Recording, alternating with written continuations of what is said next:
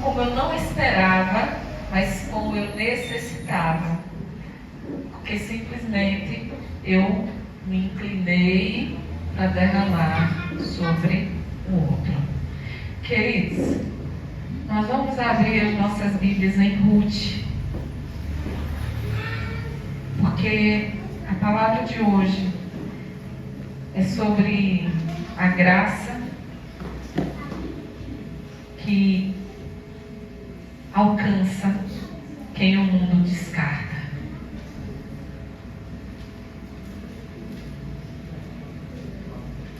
Aleluia.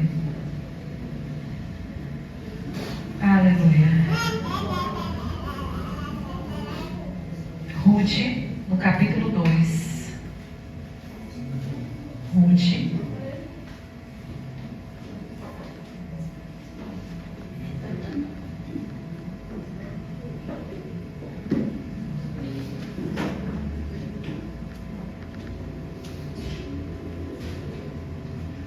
Aleluia.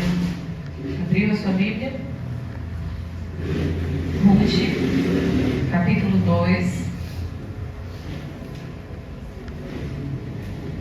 A partir do verso 10.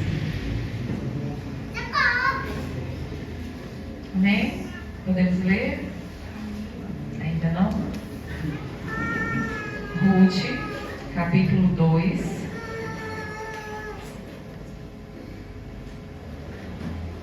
Ruth, capítulo 2. Olha para o lado e vê se alguém precisa da sua ajuda. Porque se você já encontrou, você pode ajudar alguém. Amém? Podemos ler? Ruth, capítulo 2, a partir do verso 10, diz assim: Então ela caiu sobre o seu rosto e se inclinou à terra e disse-lhe: Por que achei graça em teus olhos, para que faças caso de mim, sendo eu uma estrangeira? E respondeu Boaz e disse-lhe: Bem se me contou quando fizeste a tua sogra, depois da morte de teu marido, e deixaste a teu pai e a tua mãe, e a terra onde nasceste, e vieste para um povo que antes não conheceste. O Senhor retribua o teu feito, e te seja concedido pelo galardão da parte do Senhor Deus de Israel, sobre cujas asas te viestes a brilhar. Ó Deus, ministra os nossos corações. Pai, assim como falaste ao meu coração, de forma tão profunda a respeito da vida de Ruth, que o Senhor fale, meu Deus, no coração dos teus servos, que cada um, meu Deus, receba a parte que lhe cabe, que cada um saia daqui como um multiplicador para levar adiante a tua palavra, para levar adiante a tua graça, que resgata, que redime, que reescreve histórias. Em nome de Jesus. Amém. Podem sentar, irmãos. Queridos, Ruth era uma moabita, né? Daqui a pouco eu falo um pouquinho mais sobre Moabe. Mas, antes de qualquer coisa, eu queria lembrar vocês, né? Tem uma frase que é muito usada em casamento, né? E as pessoas atribuem ela, né, aos noivos como uma declaração de amor. Eu diria que é uma das declarações mais lindas que existe na Bíblia, só que não tem nada a ver com o amor de um homem por uma mulher, mas sim de uma nora por uma sogra, né? Quando Ruth, diante de toda a desgraça que se abateu sobre a casa, né, de Noemi perde marido, perde os 2 filhos, está em terra estranha e fica na miséria, né? Em uma época em que uma mulher precisava de um homem para ter direitos, para ter reconhecimento, para ter uma vida decente, aquela mulher fica sem marido, sem filhos, sem nenhum homem por ela e sem bens. E ela olha para as 2 noras, jovens ainda, ela já idosa. ela olha para as duas noras e diz: minhas filhas, voltem para a casa dos seus pais, vão viver a vida de vocês, vocês estão jovens ainda, vão casar de novo, né? Vocês nem têm filhos. Eu abençoo vocês, sigam em frente, porque para mim não resta mais nada, né? E uma das noras faz uso do seu direito, era direito realmente dela, seguir em frente com a sua vida, né? Mas Ruth olha para sua sogra e ela toma uma decisão que vai contra, né, a razão, contra a lógica. Noemi não tinha absolutamente nada para oferecer a Ruth. Noemi não tinha mais filhos, Noemi não tinha vigor físico, Noemi não tinha bens. Mas Ruth olha para Noemi e diz: não, eu não vou te deixar. Aonde você for, eu vou. Teu povo será o meu povo, teu Deus será o meu Deus. Aonde pousares, pousarei. E assim ela faz, né? Ruth segue junto com Noemi. Ela abraça, né, a fé de Noemi, o povo de Noemi, a vida de Noemi. Ela vai embora, né? Volta para Israel. E aí, irmãos, onde começa a ser escrita uma das histórias mais bonitas da Bíblia. Começa com tanta dor, começa com tanta tristeza, mas termina com uma maldição sendo quebrada, né? Termina com dupla honra, né? Eu acho que não é nem dupla honra, meu Deus, não sei nem quantas vezes foi multiplicada a honra sobre a vida daquela mulher, né? Quando a gente olha para o final da trajetória dela. Mas tudo começou com uma decisão: amar, honrar e servir quem nada podia lhe oferecer. Essa foi a decisão que ela tomou, né? Quando Ruth faz aquela declaração para Noemi, é como se ela estivesse fazendo uma profissão de fé. Porque no momento que ela diz: teu povo será o meu povo, teu Deus será o meu Deus, ela estava abrindo mão do Deus moabita. Ela estava abrindo mão da sua religião, ela estava abrindo mão da sua herança cultural. Ela estava abrindo mão da sua história enquanto povo. E aí, irmãos, nós temos um contexto muito, Daniel. Nós temos um contexto aí.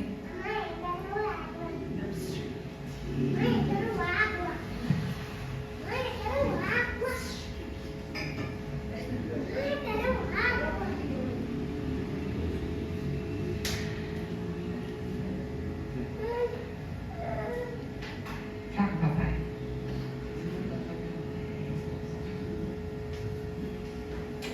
Eu orei por isso, gente. Então aguentem. Eu pedi, né? E eu recebi. Eu sou muito grata. Irmãos, vamos lá. Quando Ruth, né? Ela faz essa declaração. Irmãos, quem lê a Bíblia e só olha para o livro de Ruth não tem noção do que está acontecendo ali. Os moabitas e os amonitas, eles nascem de uma relação incestuosa. São os filhos de Ló com as suas filhas. Então, primeira coisa, né? É uma geração que nasce de uma relação equivocada, uma relação pecaminosa. Aquelas moças desesperadas porque Ló, ele tomou uma decisão movido pela ganância, né? Quando ele sai da sua parentela, porque o erro de Ló não começa quando ele escolhe ir para as campinas de Sodoma e Gomorra, não. O erro de Ló começa quando ele sai com Abraão sem que Deus tivesse dado aquele comando para ele, né? Deus disse a Abraão: sai da tua terra, da tua parentela e vai para a terra que eu te mostrarei. Ló não tinha que estar no rolê, né? Não cabia, não fazia parte. E aí com isso, de cara, eu aprendo uma coisa: eu não posso fazer acréscimo naquilo que Deus me fala. Eu não posso, sabe, dar empurrãozinho, uma ajudinha e achar, não, eu preciso de um agregado aqui. Não, se o Senhor disse, sou eu que vou com você, eu sou suficiente para você. É isso que Ele está te dizendo. E aí, Ló, ele precisa se separar de Abraão, e quando ele vai se separar de Abraão, ele escolhe para onde ir. E ele não olha quem possui aquela terra, ele só olha para a prosperidade.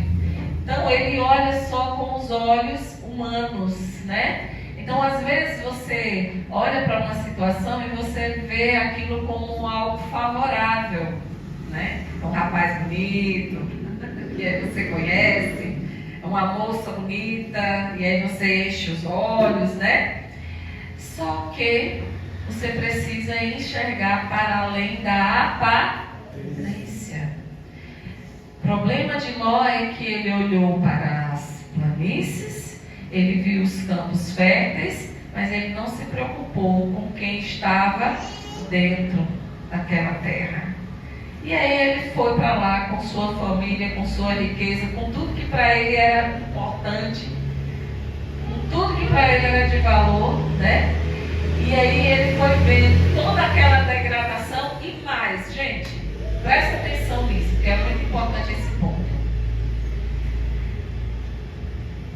Ló não teria perdido tudo se quando ele viu o tipo de vida que aquelas pessoas tinham, se Ló tivesse ido embora. Mas Ló não apenas errou na decisão, mas ele permaneceu no erro, porque o coração dele estava na ganância. Amém? Amém. Vocês conseguem entender? Uma decisão errada, ela pode ser consertada. Mas, se você decide permanecer no erro, isso vai te levar à destruição. Isso vai te levar a viver uma vida de amargura e solidão. O que é que acontece com Ló? Vem a sentença de Deus sobre Sodoma e Gomorra. A sentença de Deus era sobre Ló? A sentença de Deus era sobre a família de Ló? Não. Inclusive, ele vai ter uma postura digna de um sobrinho de Abraão. Ele vai hospedar os anjos na casa dele.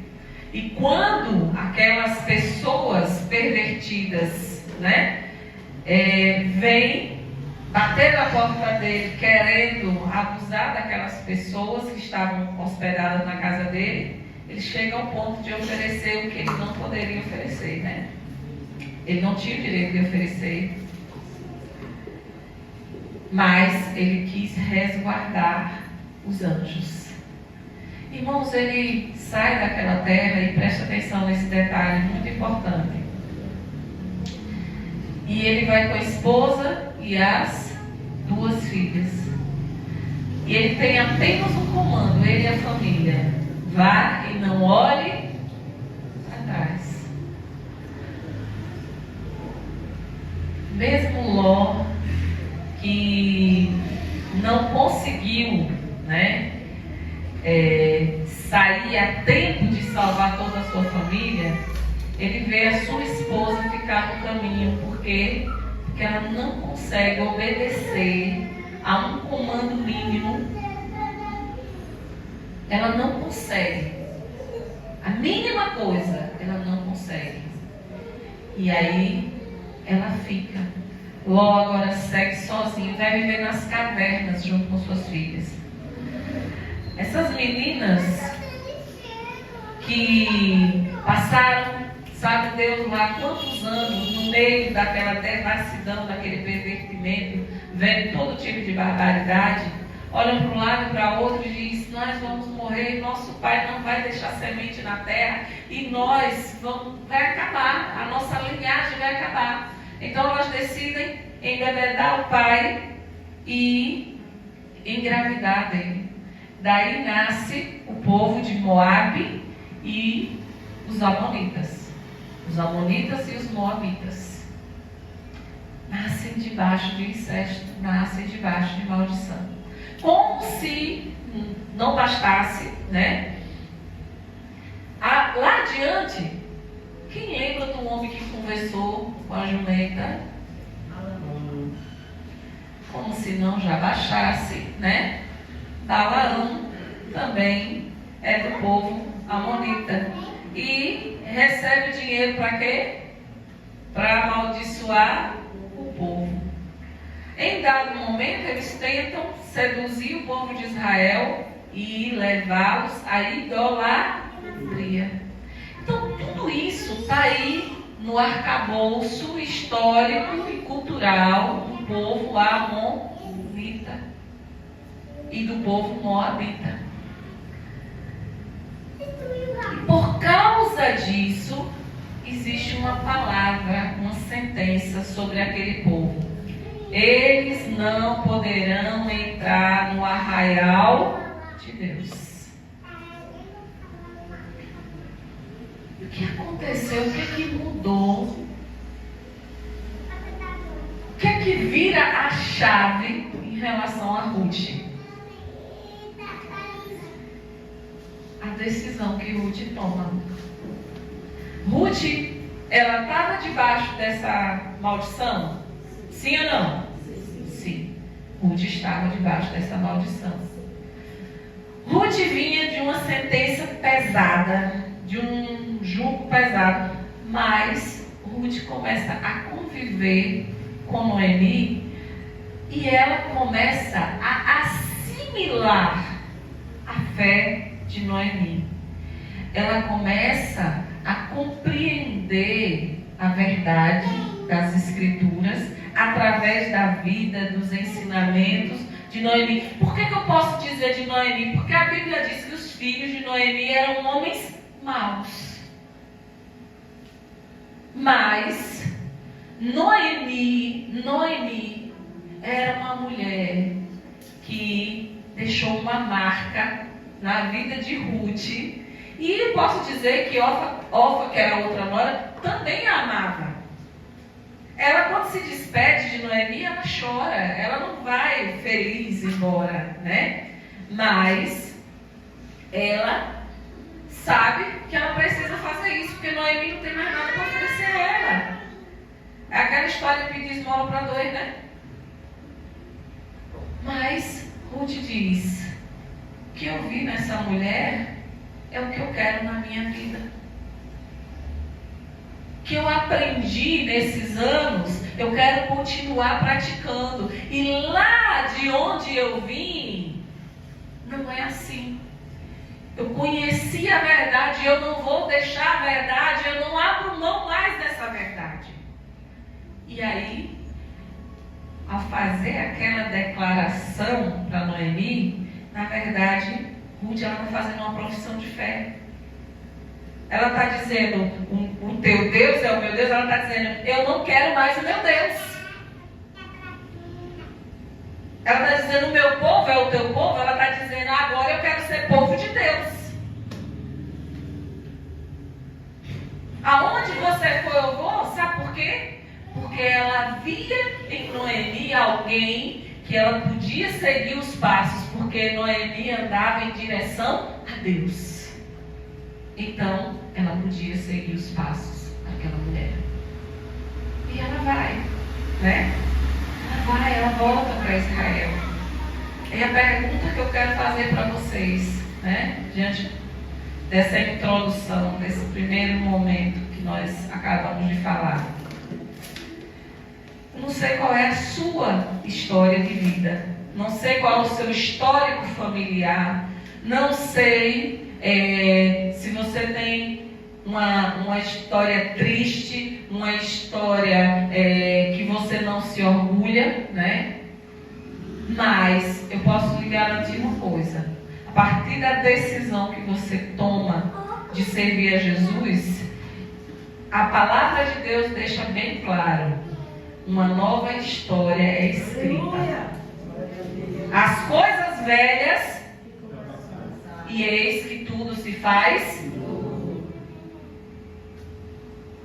Só que se você ainda está vivendo velho, você precisa hoje pensar se você já tomou a decisão de fato. Você precisa hoje parar e pensar se essa decisão te levou a sair de Moabe, ou até hoje Moabe não sai de você. Moabe continua dentro de você. Amém? Amém. Você vai entendendo a palavra? Nós vamos ver o andamento dessa história, né?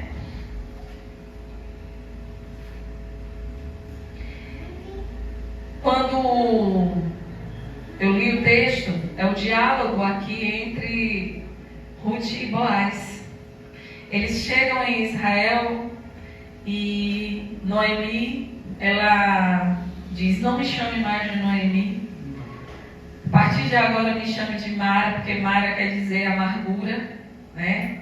Estava relacionado à tristeza que ela sentia. Ela estava desolada, ela perdeu tudo. Imagine uma mãe, a mulher que perde o marido e ainda perde 2 filhos.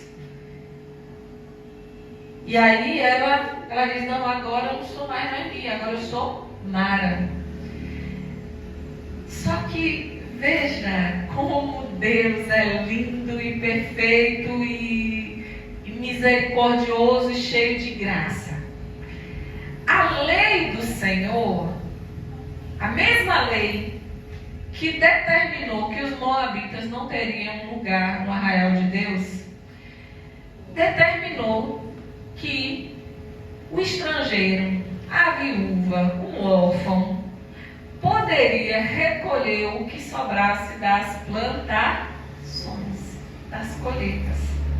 Então, os altos fazendeiros plantavam, né, nas suas terras, e quando iam colher, os funcionários iam pegando, né, ali as espigas, os grãos, iam colocando nos sacos. Eu estou dizendo que era saco, não sei na época como, o que era, né? Se era uma carroça, não sei o que era, mas eles iam recolhendo. Só que se caísse no chão, eles não podiam apanhar no chão, porque o que caía no chão era para quem? Para os estrangeiros, para os órfãos, para as viúvas. Era para essas pessoas. Isso era previsto na lei. A plantação era do dono, era de quem plantou, mas o que caísse era de quem apanhasse, porque precisava. Então Ruth, ela vai fazer o quê? Noemi tem condições de ir para uma roça? Noemi é idosa. Noemi não tem condições de ir. Ruth, ela vai trabalhar para sustentar Noemi. Ruth vai para a roça. E aí o Boaz, que era um parente distante, né, de Noemi, da família de Noemi, quando ele sabe da história, né, do que Ruth fez por Noemi, ele se sensibiliza ao ponto que ele dá um comando para os seus funcionários. Olha, funcionário que vê a viúva, nora de Noemi, deixe cair mais espigas para que ela possa recolher. Ai, gente. Deus vai provisando. Dá daqueles que decidem se derramar para servir. Aleluia. Daqueles que decidem honrar. Deus é a provisão. E o Senhor, Ele vai tocar no coração sem que você precise falar nada. Sabe? Você vai se posicionar em Deus e você vai fazer a sua parte. Veja, Ruth não ficou parada, Ruth não ficou de braços cruzados, Ruth não ficou esperando alguém bater na porta, Ruth foi à luta, Ruth foi trabalhar, Ruth se esforçou, mas o Senhor fez com que as pessoas certas vissem o coração dela e o Senhor proveu através. Amém? Então, irmãos, espera no Senhor e age dentro daquilo que você pode fazer. Trabalhe, se esforce, corra atrás. Faça a sua parte. Agora saiba de uma coisa: o Senhor estará com você. O Senhor é quem vai mover os corações. O Senhor vai abrir as portas. Irmãos, da mesma forma que Deus olhou para Ruth através de Boaz, Ele olha para mim e para você. E a resposta a isso, a esse favor, nunca é mérito. Não é porque nós somos bons. Qual era o enredo da história, né, Beth, de Ruth? Era uma história muito complicada, uma história de maldição, era um histórico terrível. O que estava acontecendo ali se chamava graça. E graça não é outra coisa senão favor sem merecimento. Existe uma diferença, e aí eu quero que você preste atenção nisso, entre misericórdia e graça. Misericórdia é Deus não nos dar a condenação que nós merecemos. Você merece ser preso e Deus te deixa livre. Isso é misericórdia. Agora, a graça é Deus nos dar aquilo que jamais nós poderíamos conquistar. E aí a gente vai ver Ruth lá na frente se tornando a bisavó do maior rei de Israel. É muita coisa, né, gente? Não, mas Deus fez mais. Deus bota ela na genealogia do próprio Cristo. O nome dela está entre as mulheres que tiveram a sua marca ali na genealogia de Jesus. E foram poucas que tiveram o seu nome registrado. A lei condenava Moabe, mas Deus preparou um caminho de graça para aquela mulher que decidiu quebrar o ciclo da maldição. Ela disse: não, eu não vou andar por esse caminho, eu não vou andar mais por esse ciclo. Gente, olha, para de ficar dando desculpa. Sabe? Você está com a vida da forma como está, a decisão é sua, não é de ninguém, não. Tem muita gente que está vivendo num ciclo de desgraça e maldição e o tempo inteiro se vitimizando e querendo acusar A, B, C e D, quando na verdade a única pessoa que precisa se posicionar é você. Você precisa entender que essa decisão de quebrar o ciclo de maldição, de quebrar o ciclo de andar no erro, pertence única e exclusivamente a você. Por isso, pare de ficar acusando os outros. Dá uma cutucadinha aí no seu irmão e diz: pare de acusar os outros. O único culpado é você. A única culpada sou eu, diga.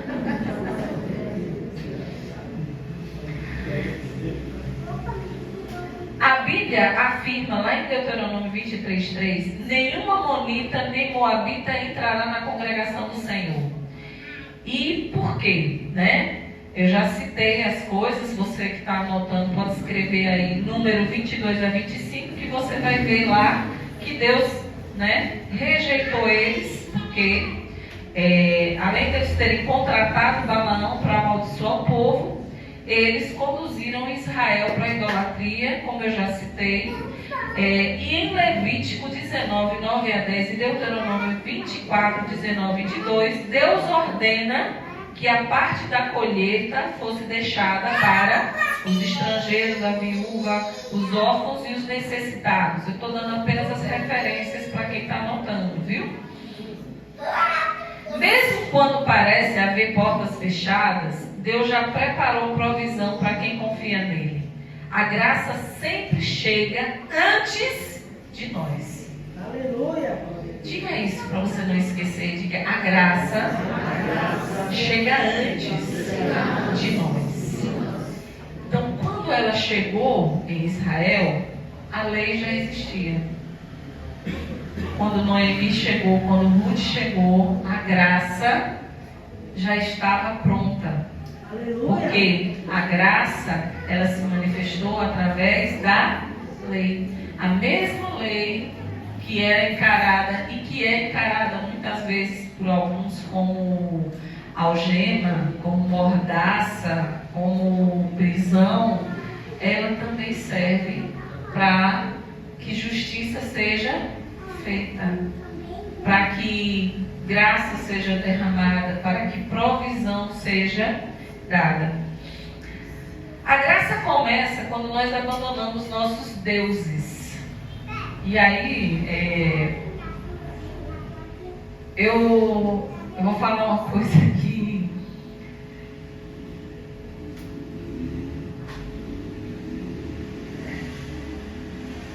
Vou tentar falar de uma forma mais sutil, mas a gente vê no Brasil sendo destronado um ídolo, né? Porque durante muito tempo a nossa nação se resumiu a algumas coisas, né?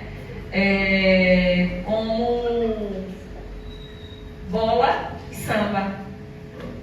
E a gente está vendo que o Senhor, Ele vem desconstruindo isso ao longo dos anos. Porque na verdade, nós somos uma terra que Deus escolheu para ser celeiro de missões. E Deus vem levantando muitos homens e mulheres para alcançar o mundo através do Evangelho. Isso é a ação de Deus, gente. E a gente precisa tirar do nosso coração os ídolos que estão sentados no trono das nossas vidas, nos altares da nossa vida. A gente chega e canta, né? A gente não canta essa música no nosso Ministério de Louvor, não. É até uma música pra gente cantar, né? Eu não te troco por nada, não há espaço pra mais nada. Todo vazio que havia em mim, hoje é tua morada. Mas aí a gente vai lá e facilmente a gente coloca coisas, eventos, pessoas. E a gente precisa parar e pensar sobre isso, né? A gente precisa parar e refletir sobre isso. Porque, gente, isso é tão verdade que, pronto, nós fizemos um momento aqui de oração. Eu tenho certeza que muitas pessoas foram ministradas e foram tocadas em meio à oração uns pelos outros. Mas quantas pessoas que fazem as contas do horário para chegar depois que a oração está terminada? Hein, gente? Porque acha que vai ser cansativo, acha que vai ser enfadonho. Quantas pessoas que muitas vezes estão precisando de oração e aí chega para as irmãs, as famosas irmãs do coque, né? E diz, ai, irmã Miralda, ore por mim, irmã Miralda, né? Quando na verdade o acesso à sala do trono é para todos nós. O véu do templo foi rasgado de alto a baixo para nos dar acesso ao secreto, ao santíssimo lugar. E muitas vezes, irmãos, nós não fazemos uso. Nós queremos ser cheios do Espírito Santo. Nós queremos ser transbordados pelo poder de Deus. Mas a gente quer orar, quer buscar a Deus só quando a gente está no culto. Quando a gente está na igreja. Quando na verdade o enchimento de poder, o enchimento do Espírito é fruto de um relacionamento e de uma busca contínua, diária, pela presença de Deus. A graça começa quando nós abandonamos os nossos deuses. Gente, o ponto central não é que Deus aceitou a Moabita, é que Ruth abandonou Moabe espiritualmente. Então, Deus continua sendo o mesmo Deus que vai no jardim. Lembra? Lá na origem, na criação, Deus continua vindo ao encontro. Então não é nada do outro mundo, não é nada de anormal Deus abrir os braços e acolher, porque Ele é o Pai que recebe o filho pródigo. O ponto aí é que Ruth, ela decide deixar Moabe. E muitas vezes eu e você, até hoje, continua arraigado, agarrado em Moabe. E enquanto você permanecer agarrado em Moabe, você não vai desfrutar da graça abundante que Deus tem para a sua vida.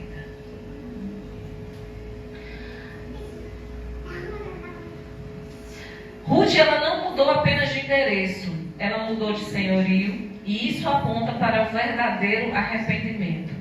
A graça não é licença para você permanecer igual. Quem entra na graça precisa viver uma nova vida.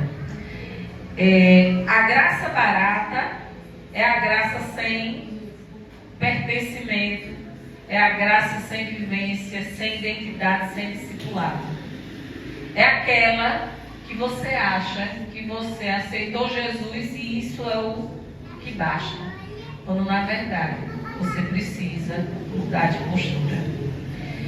Paulo afirma em Efésios, no capítulo 2, versículos 8 a 10, que somos salvos pela graça mediante a fé. A salvação ela não vem de obras, mas imediatamente ele acrescenta que nós fomos criados para as boas obras. A mesma graça que salva é a que transforma. Então, não são as obras que me salvam, mas porque eu sou salvo, eu pratico boas obras. Então, eu vivo uma vida coerente. Eu vivo uma vida que testifica do meu novo nascimento. Eu vivo uma vida que revela Cristo. Eu vivo uma vida que evidencia a transformação. Mas, como é que eu nasci de novo? Como é que eu agora, eu sou de Deus, eu sou de Jesus, mas eu continuo viciado em pornografia, eu continuo uma pessoa que é infiel, que age de forma injusta, eu sou uma pessoa que a minha boca não professa um testemunho de fé, mas professa pornografia. Como é que eu nasci de novo? Se nada em mim evidencia esse novo nascimento, então se eu nasço de novo, eu não preciso das obras para ser salvo. Mas se eu fui salvo, eu começo a viver de acordo com a minha fé. Amém? E se isso não acontece, é porque de fato Eu nunca tomei a decisão de verdade. Boaz, ele revela Cristo. Por quê? Porque ele revela a figura do Redentor, do Remidor, né? E aí, gente, que coisa fantástica. A Bíblia chama ele do Goel, né? Ele é o resgatador. Lá em Levítico 25, aí teria que ser lido o capítulo todo, vai falar sobre o resgatador, que era uma pessoa que tinha direito legal a adquirir os bens, né? A mulher, no caso Noemi, ela tinha a herança da terra, ela só não tinha como trabalhar a terra. Ela não tinha como plantar, ela não tinha como fazer nada na terra, ela não tinha dinheiro nenhum. Aí ela tinha aquela terra. Só que não era qualquer pessoa que podia comprar aquela terra. Tinha que ser alguém que comprasse a terra e casasse com a viúva. Noemi não tinha mais idade de casar, tinha? Não, Noemi já era uma idosa. Ela nem tinha idade nem interesse, ela não tinha mais vontade de casar. Então era necessário agora que alguém casasse com quem? Com Ruth, que passou a ser a filha de Noemi, né? O livro diz que Noemi foi para Ruth mais do que, agora eu esqueci a quantidade, mais do que 7 filhos, ou 10 filhos, que seria, uma coisa assim, agora eu não lembro. Boaz, ele não era o primeiro, porque naquele tempo tinha uma ordem, né? Como se fosse assim, o mais velho, que tinha o direito a comprar a terra e aí teria que assumir a viúva, né? E esse assumir é casar com a viúva, né? O que é que Boaz faz quando Noemi manda Ruth falar com ele para ele ser o remidor? Ele é um homem tão justo, é um homem tão correto, que ele vai ao primeiro, né? E ele diz: você tem interesse de comprar a terra? E aí o cara diz: eu tenho interesse de comprar a terra, né? Aí ele diz: tá certo, então fica com a terra e case com a viúva, assuma a viúva. Só que tinha um detalhe aí muito importante, que casar com a viúva não era só você levar a viúva e dar um nome para ela, era você dar aos filhos da viúva o nome do defunto. E aí não era todo mundo que queria, porque ele estava fazendo filho para outro homem. Tá me entendendo? Como era complexa a coisa? Então, no momento que Boaz chega para aquele homem e diz: você fica com a terra, mas você também tem que levar a viúva e assumir o nome do morto. Aí ele diz: agora não quero não essa história, pode ficar com a terra para você. E é nesse momento que Boaz, e aí você vai ver o quanto Deus derrama graça abundante, né? Boaz não era um homem que queria se aproveitar, como hoje em dia muitos, né? São aproveitadores, são abusadores, são pessoas cruéis, pessoas que muitas vezes se aproveitam do bem do outro, se aproveita, né, da pessoa que está ali vulnerável, está numa situação de perder o bem, vai lá e passa a perna. Não, mas pelo contrário, ele vai lá, ele compra a terra e ele faz de Ruth sua família. Ele torna ela sua esposa e ele traz consigo a sogra.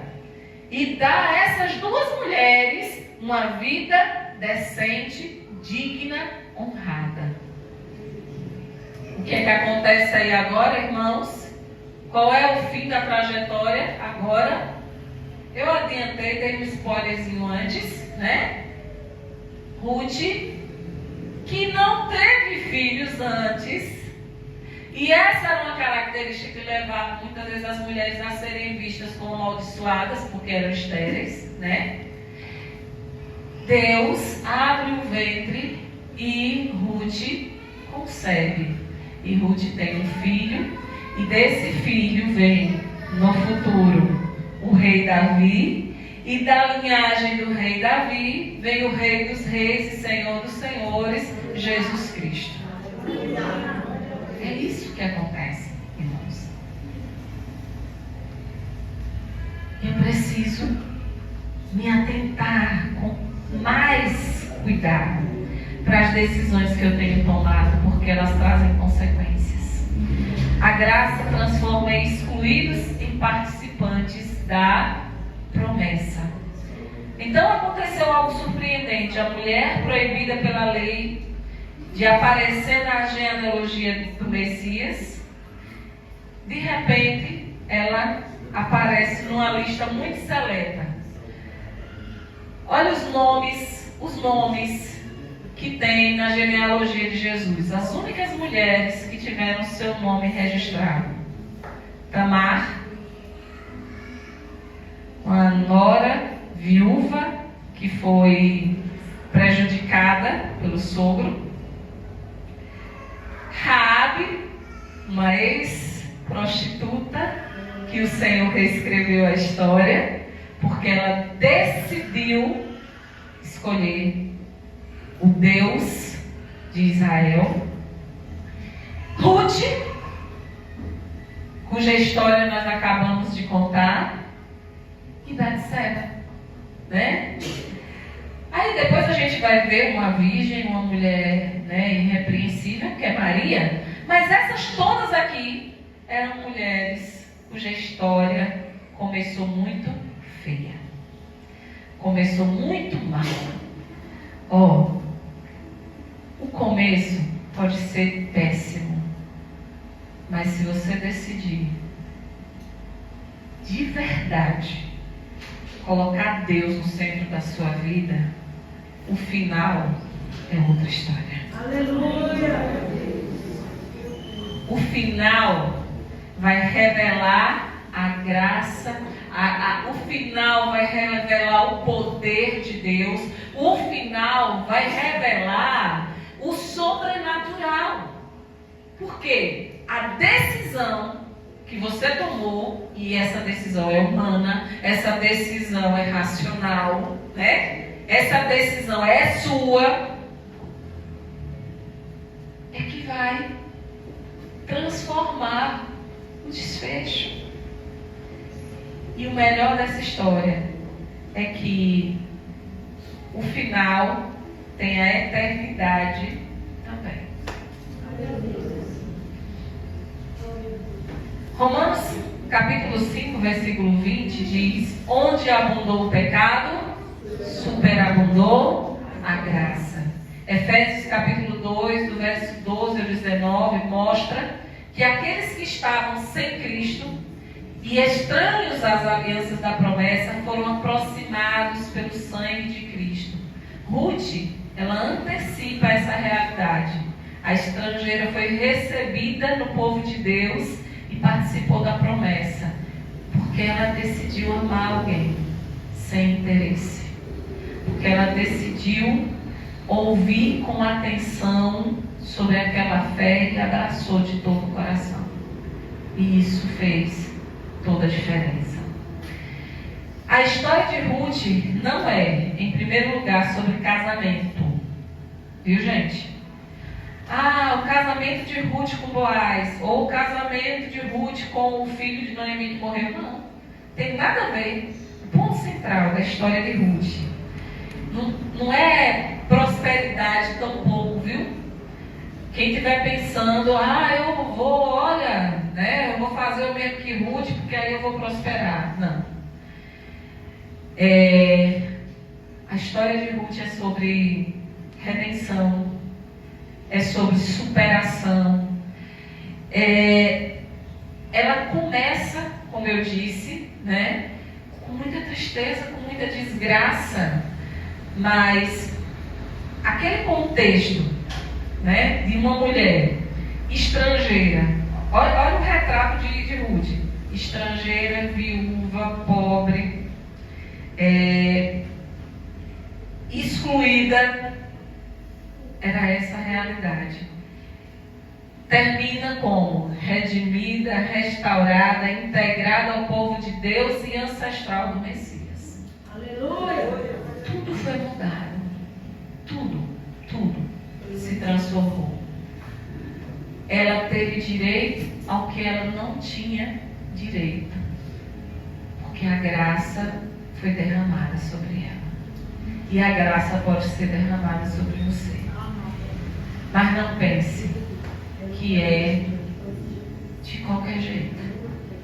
Porque você precisa tomar a decisão de amar, de honrar e de respeitar a Jesus Cristo como seu único Senhor e Salvador.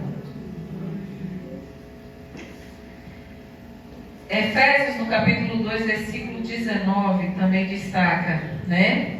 Nós também éramos estrangeiros e peregrinos, mas pela graça fomos feitos concidadãos dos santos e membros da família de Deus. Então nós não somos muito diferentes de Ruth. A nossa história, ela se assemelha em muita coisa com a de Ruth. A graça, gente, ela não ignora a santidade, viu? Quem pensar que eu estou debaixo da graça, porque eu estou debaixo da graça, eu posso viver de qualquer jeito, esse é um grande equívoco. Porque Deus é santo e ninguém verá a Deus sem santificação. Então a gente precisa sim se purificar. A gente precisa analisar com muita cautela a vida que a gente tem levado, as decisões que temos tomado e nos reposicionar em Deus. Vamos ficar de pé, irmãos?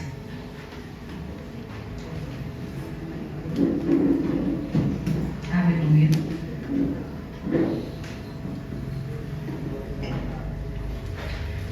A graça é para mim, a graça é para você, tanto quanto a misericórdia. A misericórdia que me leva a não ir para o inferno, sendo que os pecados, o salário do pecado é a morte. A misericórdia de Deus me livrou desse destino. Mas a graça de Deus me dá a possibilidade de ter comunhão com Deus e de ter acesso ao céu. Então, desfrute dessa graça e comece a viver isso desde aqui. Comece a viver isso através das decisões que você toma, do posicionamento que você toma, sabe? Vá para os campos, vá colher as espigas, vá trabalhar, vá, se esforce. Deus vai fazer você prosperar, Deus vai suprir as suas necessidades, mas você vai fazer a sua parte. E antes disso, sonde o seu coração. Veja quem você pode ser abençoador. Quem você pode abençoar. Pare de só querer ser abençoado. Porque esse é um sentimento egoísta que tem muitas vezes nos distanciado do Senhor. Meu pastor,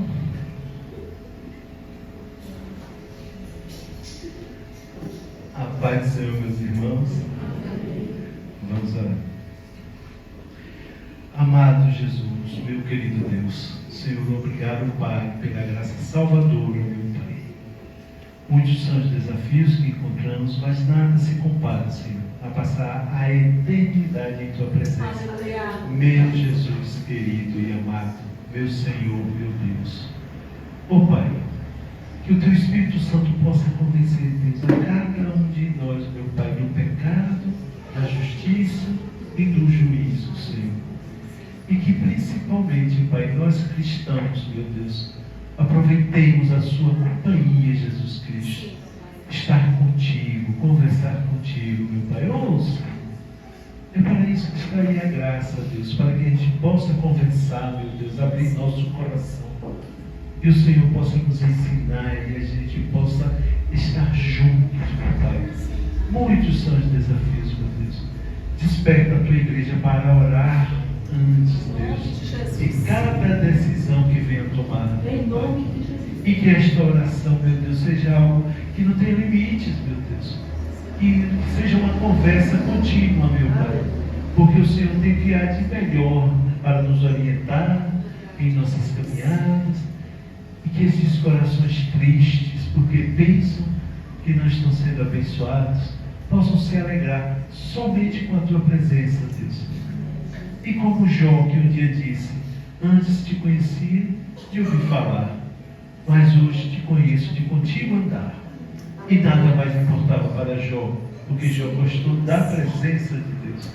Então que a tua igreja, meu Pai, se alegre na tua presença, meu Deus. Sim, meu Deus. E que não sejamos crentes, meu Pai, mesquinhos que estão interessados somente nas bênçãos, meu Pai.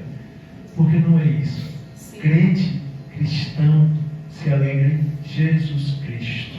Nosso Aleluia. Deus tão precioso. Glória a Deus. Nosso Deus tão amado. Oh Deus, como o Senhor é querido, Pai. Sim. Que o Senhor possa encher nossos corações nessa semana e que a gente consiga transmiti-lo, assim como Noemi transmitiu Sim, para Deus. suas noras e elas quiseram esse Deus, porque foi transmitido com muita sinceridade. Sim. Então que assim seja essa semana em nome de Jesus. E a igreja diz: amém. Quer falar alguma coisa mais? Nós temos visitantes? Acho que não, né? Vem aqui. Ah, é, a vozinha de Fernanda. Seja muito bem-vinda. O que é que a gente diz para os nossos visitantes? Sejam bem-vindos em nome de Jesus.